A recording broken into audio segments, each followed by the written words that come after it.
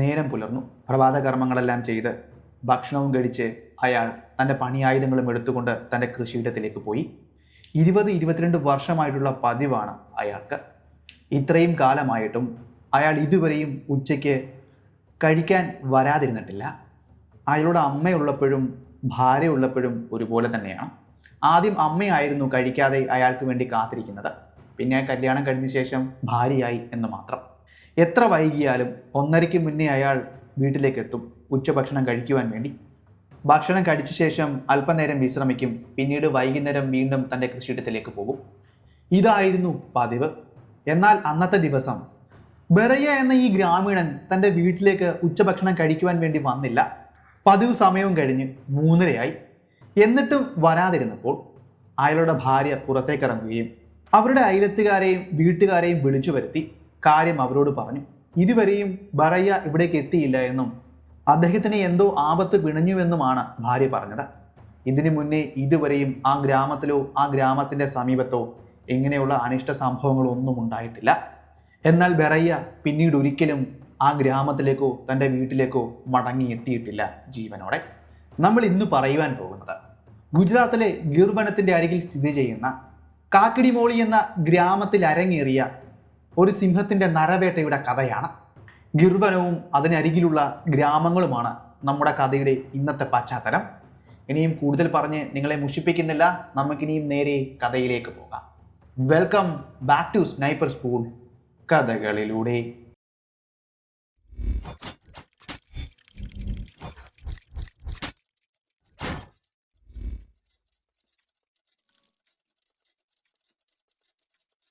ഗിർവനം Asiatic സിംഹങ്ങളുടെ മാതൃഭൂമി. ഭൂമിയിൽ ബാക്കിയുള്ള ഏഷ്യാറ്റിക് സിംഹങ്ങൾക്ക് മാത്രം അഭയം നൽകുന്ന ഗിർവനം 1400 ചതുരശ്ര കിലോമീറ്റർ വിസ്തീർണത്തിൽ വ്യാപിച്ചു കിടക്കുന്ന ഗിർ വരണ്ട പതിമരങ്ങളുടെയും മുള്ളൻ തൂപ്പുകളുടെയും നിത്യഹരിത മരങ്ങളുടെയും സവിശേഷമായ ലോകമാണ്. ഇവിടെ ഓരോ ചുവട്ടിലും പ്രകൃതി അതിൻ്റെ രഹസ്യങ്ങൾ മറച്ചു വച്ചിരിക്കുന്നു. സിംഹങ്ങളുടെ ഗർജനം മാത്രമല്ല ഇവിടെ ഉയർന്നു കേൾക്കുന്നത്. പുള്ളിമാനുകളുടെയും കാട്ടുപോത്തുകളുടെയും നൂറുകണക്കിന് പക്ഷികളുടെയും ജന്തുജാലങ്ങളുടെയും ലോകം കൂടിയാണ് നിങ്ങൾക്ക് മുന്നിൽ ഇവിടെ തുറന്നു കാട്ടപ്പെടുന്നത്. ഹിരൺ നദിയുടെ ഓളങ്ങൾ ഗിർ ദേശീയോദ്യാനത്തിൻ്റെ ഹൃദയം തണുപ്പിക്കുന്നു. ഗിർ വനത്തിൻ്റെ ഇടിമുഴക്കം പോലെ ഉയർന്നു കേൾക്കുന്ന ഏഷ്യാറ്റിക് സിംഹത്തിൻ്റെ ഗർജനം പ്രകൃതിയുടെ ശക്തിയും സംവേദക്ഷമതയും ഒന്നിച്ച് ഓർമ്മിപ്പിക്കുന്നു. ആഫ്രിക്കൻ സഹോദരങ്ങളിൽ നിന്നും ഇവയെ വ്യത്യസ്തമാക്കി നിർത്തുന്നത് ചെറിയ ശരീരവും കുറഞ്ഞ കേസരവും ഉരുണ്ട തലയോട്ടിയുമാണ്. ഇപ്പോൾ ഇവ കാണപ്പെടുന്നത് ഗുജറാത്തിലെ ഗിർ വനത്തിൽ മാത്രമാണ്. എന്നാൽ ഒരു കാലത്ത് പശ്ചിമേഷ്യ മുതൽ ഇന്ത്യയിലെ മധ്യപ്രദേശ് വരെ വ്യാപിച്ചിരുന്ന ഇവ 20-ാം നൂറ്റാണ്ടിൽ വനമൃഗ നായാട്ടും വനനശീകരണവും കാരണം 20-ൽ താഴെയായി ചുരുങ്ങിയിരുന്നു. എന്നാൽ 1965 ആരംഭിച്ച പ്രൊജക്ട് ലയൺ യോജനയുടെ കീഴിൽ ഗിർവനം സംരക്ഷണ വനമായി തീർന്നതോടെ ഇന്ന് 500-ലധികം സിംഹങ്ങൾ ഇവിടെ വാഴുന്നു. ഒരു സിംഹത്തിന് ദിനം പ്രതി 5 തൊട്ട് 7 കിലോഗ്രാം വരെ മാംസം ആവശ്യമുണ്ട്. കൂട്ടമായാണ് ഈ സിംഹങ്ങളെ കാണപ്പെടുന്നത്. പെൺസിംഹങ്ങളാണ് ഇവിടെയും വേട്ടയാടുന്നത്. ആൺസിംഹങ്ങൾക്ക് അവരുടെ കൂട്ടത്തെ സംരക്ഷിക്കുക എന്നത് മാത്രമാണ് ഇവിടെയും കടമ. നമ്മൾ ആഫ്രിക്കൻ സിംഹങ്ങളിൽ കണ്ട പോലെ തന്നെയാണ് ഇവിടെയും. അതുപോലെ തന്നെ ഗിർ വനത്തിൽ നമുക്ക് ഒരു വിഭാഗം ജനങ്ങളെ കാണാൻ സാധിക്കും. മൽദാരി ഗോത്ര വിഭാഗക്കാരാണ് അവർ. ഇത്രയും കാര്യങ്ങളാണ് ഗിർ വനത്തെയും ഏഷ്യാറ്റിക് വനത്തെയും പറ്റി എനിക്ക് നിങ്ങളുമായി പങ്കുവയ്ക്കുവാനുള്ളത്. ഇനി നമുക്ക് നേരെ നമ്മുടെ ഇന്നത്തെ കഥയിലേക്ക് പോകാം. ഈ അടുത്ത ദിവസമാണ് അമരേലിയിൽ ഈ സിംഹങ്ങളുടെ ആക്രമണം ഉണ്ടായത്. കൃത്യമായി പറഞ്ഞാൽ 16 ദിവസം കൊണ്ട് ആ സിംഹം 3 പേരുടെ ജീവനാണ് കവർന്നെടുത്തത്.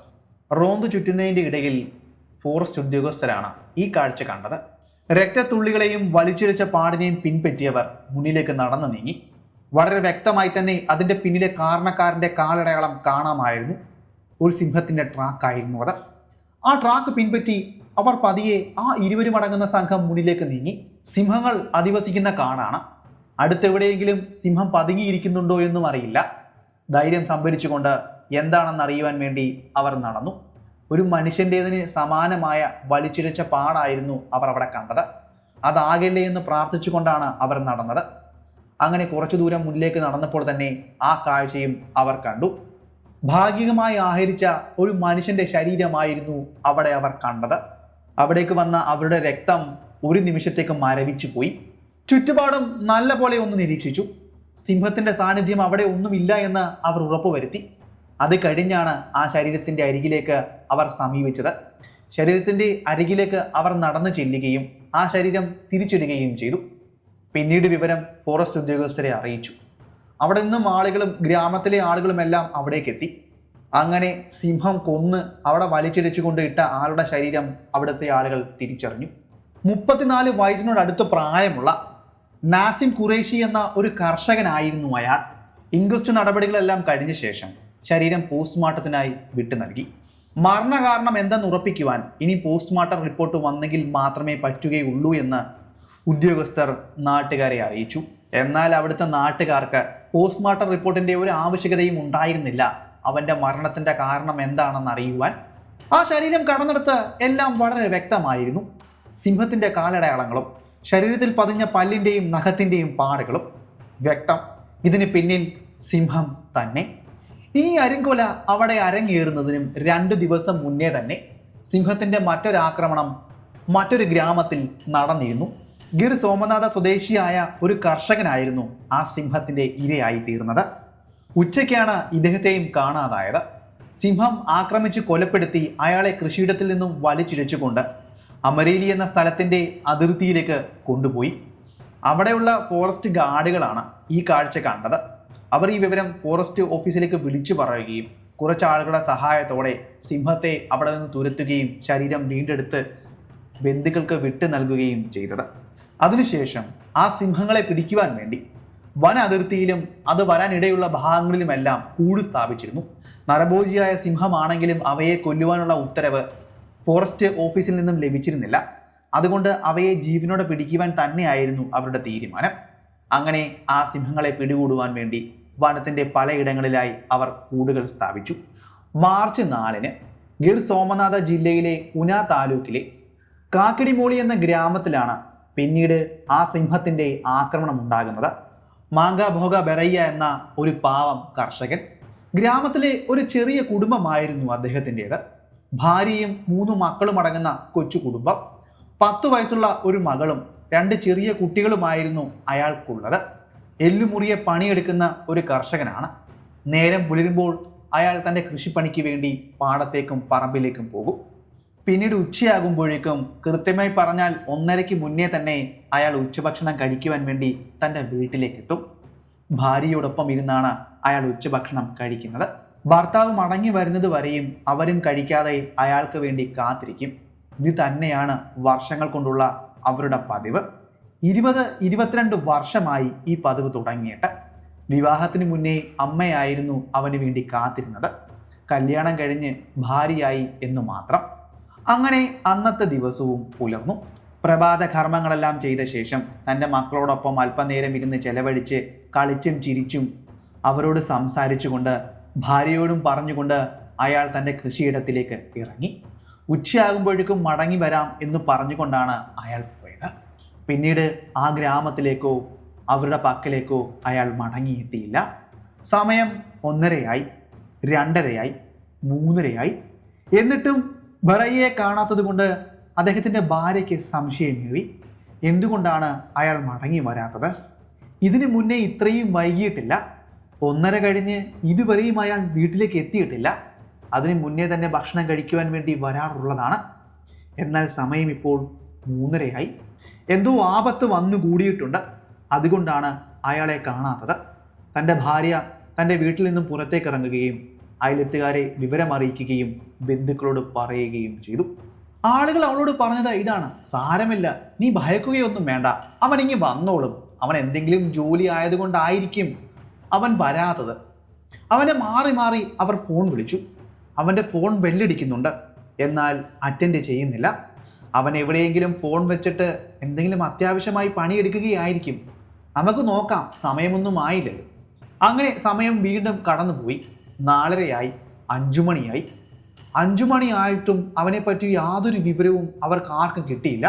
അത്രയും വട്ടം കടന്നു വിളിച്ചിട്ടും ഒരു കോള് പോലും തിരിച്ചവൻ വിളിച്ചതുമില്ല. അവർക്ക് സംശയം മൂർച്ഛിച്ചു. അവൻ എന്തോ സംഭവിച്ചിട്ടുണ്ട്. അതുകൊണ്ട് മാത്രമാണ് അവൻ തിരികെ വിളിക്കാത്തതും വരാത്തതും. അങ്ങനെ ഒരു ചെറിയ സംഘമായി ബെറയ്യയെ അന്വേഷിച്ചുകൊണ്ട് അവർ അയാൾ പോയ കൃഷിയിടത്തിലേക്ക് സഞ്ചരിച്ചു. കൃഷിയിടം ആകെ അരിച്ചു പെറുക്കി. അവിടെയെങ്ങും അയാളെ കാണാനുണ്ടായിരുന്നില്ല. അങ്ങനെ കുറച്ചു ദൂരം കൂടി സഞ്ചരിച്ചു ചെന്നപ്പോൾ അവർ അത് കണ്ടു. വിചിത്രമായ കാര്യങ്ങളായിരുന്നു അവർക്കവിടെ കാണാൻ സാധിച്ചത്. അവൻ വന്ന സൈക്കിൾ അവിടെ ഇരിക്കുന്നു. അവൻ കൃഷിപ്പണിക്കായി കൊണ്ടുവന്ന ആയുധങ്ങളും മറ്റ് സാധനങ്ങളും അവിടെ ചിതറിക്കിടക്കുന്നു. അവനെ മാത്രം അവിടെ കാണാനില്ല. അവിടേക്ക് വന്നവർ അവൻ്റെ പേര് ഉറക്കെ വിളിച്ചു. മറുപടികളൊന്നും ഉണ്ടായില്ല. കുറച്ചു ദൂരം മുന്നിലേക്ക് നടന്നു ചെന്നപ്പോൾ അവൻ്റെ ഫോൺ നിലത്ത് മാറിക്കിടക്കുന്നു. അതവർ എടുത്തു നോക്കി. അവർ വിളിച്ച കോളുകൾ അത്രയും അതിൽ കാണാൻ കഴിഞ്ഞു. ആ ഫോൺ ഒരാളെടുത്ത് കൈവശം പിടിച്ചു. വീണ്ടും അവനെ ഉറക്കെ വിളിച്ചുകൊണ്ട് അവർ മുന്നിലേക്ക് നടന്നു നീങ്ങി. അങ്ങനെ കുറച്ചു ദൂരം മുന്നിലേക്ക് ചെന്നപ്പോൾ ആ കാഴ്ച അവർ കണ്ടു.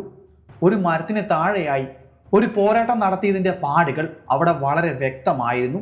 ആദ്യമൊക്കെ അവർ കരുതിയിരുന്നത് ഇതാരോ അവൻ്റെ ശത്രുക്കൾ ആരോ ചെയ്തതാണെന്നും അവനെ ആക്രമിച്ച് മുറിവേൽപ്പിച്ച് എവിടെയെങ്കിലും ശരീരം ഒളിപ്പിച്ച് വെച്ചേക്കുകയായിരിക്കുമെന്നാണ് ആദ്യം അവർ കരുതിയത്. എന്നാൽ കുറച്ചുകൂടി വ്യക്തമായി അവർ അന്വേഷിച്ചപ്പോൾ അവർക്ക് മനസ്സിലായി ഇതാരും അവനെ ആക്രമിച്ചതുമല്ല, കൊന്നതുമല്ല. കൃത്യമായി സിംഹത്തിൻ്റെ കാലടയാളം ആ മണ്ണിൽ വ്യക്തമായി അവർ കണ്ടു.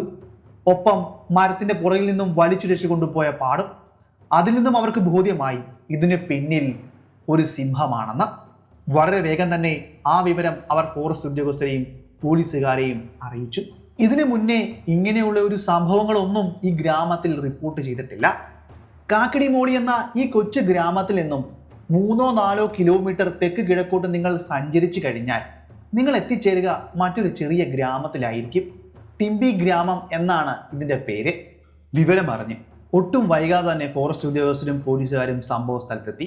അവിടെ നിന്ന് ഗ്രാമീണരുടെ കാര്യങ്ങളെല്ലാം വിശദമായി ചോദിച്ച് മനസ്സിലാക്കി. പിന്നീട് അവരോട് ഗ്രാമത്തിലേക്ക് മടങ്ങിപ്പോകുവാൻ ആവശ്യപ്പെട്ടു.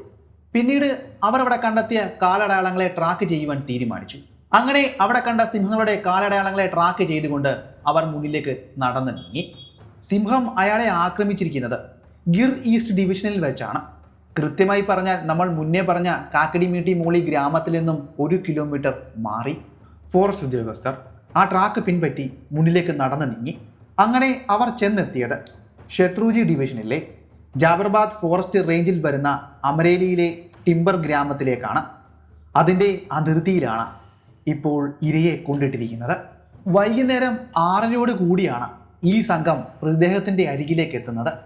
അവരവിടെ എത്തുമ്പോൾ കാണാൻ സാധിച്ചത് സിംഹം ഇരയെ ഭാഗികമായി ആഹരിച്ചിരിക്കുന്നതാണ്. അവിടേക്കെത്തിയ വനപാലകർ തമ്മിൽ സംസാരിച്ചു. മൃതദേഹം ഇപ്പോൾ ഇവിടെ നിന്നും എടുത്തുകൊണ്ട് പോകണ്ട എന്ന തീരുമാനത്തിൽ അവർ എത്തിച്ചേർന്നു. അതിന് കാരണം മറ്റൊന്നും ആയിരുന്നില്ല. സമയം 6:30 ആയിരുന്നുവെങ്കിലും നല്ലപോലെ അവിടേക്ക് ഇരുട്ട് കടന്നു വന്നിരുന്നില്ല.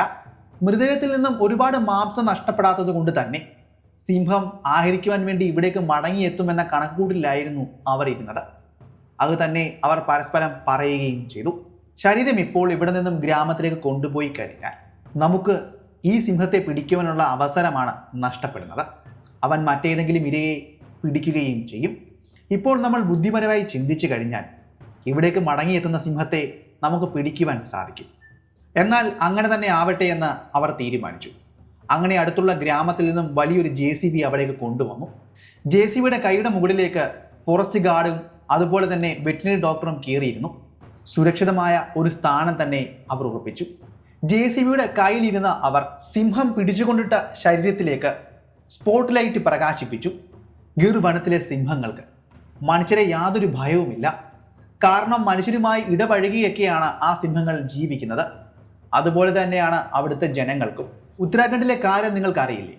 കടുവകളാണ് അവിടുത്തെ ആളുകൾക്ക് ഭീഷണി ഉയർത്തുന്നത്. എന്നാൽ കടുവകളെ അവിടുത്തെ ആളുകൾക്ക് വലിയ ഭയവുമാണ്. അതുകൊണ്ട് തന്നെ ജാഗ്രത പുലർത്തിയാണ് അവിടുത്തെ ആളുകൾ ജീവിക്കുന്നത്. ഏത് നിമിഷവും കടുവയുടെ ആക്രമണം ഉണ്ടായേക്കാം എന്ന ജാഗ്രത.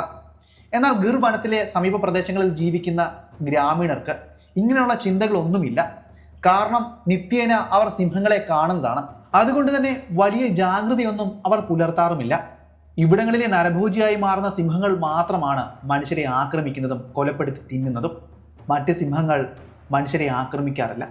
അതുകൊണ്ട് തന്നെ അവർക്ക് വലിയ ഭയവും ഒന്നുമില്ല. ഇത് തന്നെ ആയിരിക്കാം ഒരുപക്ഷെ ഇവിടുത്തെ ആളുകൾക്ക് വിനാശമായി മാറുന്നതും. നമുക്ക് കഥയിലേക്ക് മടങ്ങിയെത്താം. ഇത്രയും ഒരുക്കങ്ങളെല്ലാം ഒരുക്കിയ ശേഷം ആ സിംഹത്തിന്റെ വരവിന് വേണ്ടി അവർ അവിടെ കാത്തിരുന്നു. ഇനിയും ഏത് നിമിഷവും മാംസത്തിന് വേണ്ടി ആ സിംഹം ശരീരത്തിന്റെ അരികിലേക്ക് അല്ലെങ്കിൽ താൻ പിടിച്ചിട്ട ഇരയുടെ അരികിലേക്ക് മടങ്ങിയെത്താം. സമയം പതിയെ മുന്നിലേക്ക് നീങ്ങി. സമയം ഇപ്പോൾ കൃത്യമായി പറഞ്ഞാൽ 8 മണി കഴിഞ്ഞു കാണും.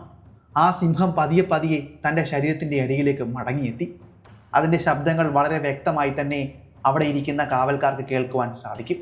നരഭോജിയായ സിംഹമാണെങ്കിലും അതിനെ വെടിവെച്ച് കൊല്ലുവാനുള്ള ഉത്തരവൊന്നും അവർക്ക് ലഭിച്ചിരുന്നില്ല. ട്രയാങ്കുലൈസർ ഉപയോഗിച്ച് അതിനെ മയക്കുമരുന്ന് വെടിവെച്ച് വീഴ്ത്തുക എന്നത് മാത്രമാണ് അവരുടെ മുന്നിലുള്ള ഒരേ ഒരു വഴി. ഇതിന് മുന്നേയുള്ള 2 സിംഹങ്ങളെ അവർ നേരത്തെ പിടികൂടി കഴിഞ്ഞിരുന്നു. അവർ നേരത്തെ കരുതിക്കൂട്ടി വെച്ചിരുന്ന ട്രാപ്പുകളിൽ ആ സിംഹങ്ങൾ അകപ്പെടുകയും അവയെ അവിടെ നിന്നും മാറ്റുകയും ചെയ്തിരുന്നു. ഇനിയുമുള്ളത് ഈ സിംഹം മാത്രമാണെന്ന് അവർ കരുതുന്നു. ഇതൊരു പെൺസിംഹമായിരുന്നു. അവൾ നടന്ന് ശരീരത്തിൻ്റെ അരികിലേക്ക് നടന്നെത്തി.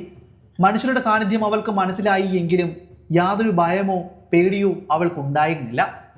അവൾ പിടിച്ചിട്ട ആ ശരീരത്തിൻ്റെ അരികിലേക്ക് അവൾ അനുഗമിച്ചു വന്നു. പതിയെ നടന്നടുക്കുകയും ശരീരത്തിൻ്റെ മുകളിലേക്ക് കയറി നിൽക്കുകയും ചെയ്തു. പിന്നീട് ചെയ്ത കൃത്യമാണ് എല്ലാവരെയും ഭയപ്പെടുത്തിയത്, അത്ഭുതപ്പെടുത്തിയത്. സ്പോട്ട് ലൈറ്റ് പ്രകാശിപ്പിച്ച പ്രകാശത്തിന് നേരെ അവൾ തിരിഞ്ഞു നിൽക്കുകയും ഉച്ചത്തിൽ അലറുകയും ചെയ്തു. അത് കണ്ടു നിന്നവരെല്ലാം അക്ഷരാർത്ഥത്തിൽ വിറച്ചുപോയി. ആ കാട് തന്നെ ഒന്ന് വിറപ്പിക്കുന്ന രീതിയിലായിരുന്നു അവൾ ഗർജിച്ചത്. അത് കണ്ടുകൊണ്ട് നിന്ന പ്രായമേറിയ, അതായത് നല്ല സർവീസുള്ള ഫോറസ്റ്റ് ഉദ്യോഗസ്ഥർ പറഞ്ഞു, 10-35 വർഷമായി ഞങ്ങൾ ഇവിടെ വർക്ക് ചെയ്യുവാൻ തുടങ്ങിയിട്ട് ഇതിന് മുന്നേ ഒന്നും ഞങ്ങൾ ഇങ്ങനെയുള്ള ഒരു കാഴ്ച കണ്ടിട്ടില്ല. ഇവൾക്ക് മനുഷ്യരെ യാതൊരു ഭയവുമില്ല. അവളൊന്ന് ഗർജിക്കുക മാത്രമായിരുന്നു ചെയ്തത്. അതിനർത്ഥം ഇത് മാത്രമാണ്, ഞാൻ പിടിച്ചുകൊണ്ട് വന്നിട്ട ഇരയാണിത്, ഇതിൻ്റെ അവകാശി ഞാൻ മാത്രമാണ്. ഇത് തടുക്കാൻ നോക്കിയാൽ നിങ്ങൾക്കും ഇത് തന്നെയായിരിക്കും ഫലം എന്ന് തന്നെ ആയിരിക്കാം അവൾ ഗർജിച്ചതിൻ്റെ അർത്ഥം. പിന്നീട് അവൾ ശരീരത്തിനെ കവർ ചെയ്ത് കിടക്കുകയും അത് ആഹരിക്കാൻ തുടങ്ങുകയും ചെയ്തു. അവിടെ നിന്ന ഫോറസ്റ്റ് ഉദ്യോഗസ്ഥർക്ക് കണ്ടു നിൽക്കുവാൻ പോലും സാധിച്ചില്ല. എല്ലുകൾ കടിച്ചു പൊട്ടിക്കുന്ന ശബ്ദം വളരെ വ്യക്തമായി കേൾക്കാം.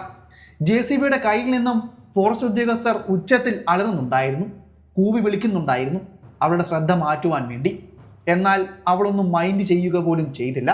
ശരീരം മുഴുവൻ മൂടുന്ന രീതിയിൽ ശരീരത്തിന് പുറത്തേക്ക് കയറി നിൽക്കുകയും അത് കടിച്ചു പറിക്കാൻ തുടങ്ങുകയും ചെയ്തു. ഫോറസ്റ്റ് ഉദ്യോഗസ്ഥർ അവിടെ നിന്ന ഡോക്ടർക്ക് ഉത്തരവ് കൊടുത്തു, അതിനെ മയക്കുമരുന്ന് വെടി വയ്ക്കുവാൻ വേണ്ടി. പിന്നാക്കം തിരിഞ്ഞു നിന്നാണ് അവൾ ശരീരത്തെ ആഹരിച്ചുകൊണ്ടിരുന്നത്. ട്രയാങ്കുലർ ലോഡ് ചെയ്യുകയും സിംഹത്തിൻ്റെ കാലിൻ്റെ തുടയിലേക്ക് ഷൂട്ട് ചെയ്യുകയും ചെയ്തു. മയക്കുമടി കൃത്യമായി തന്നെ അതിൻ്റെ തുടയിലേക്ക് വന്നു തറച്ചു. ആ വേദനയിൽ അതൊന്നുകൂടി ഗർജിച്ചു. എന്നാൽ അവിടെ നിന്ന് ഓടുവാൻ അവൾ തയ്യാറായിരുന്നില്ല.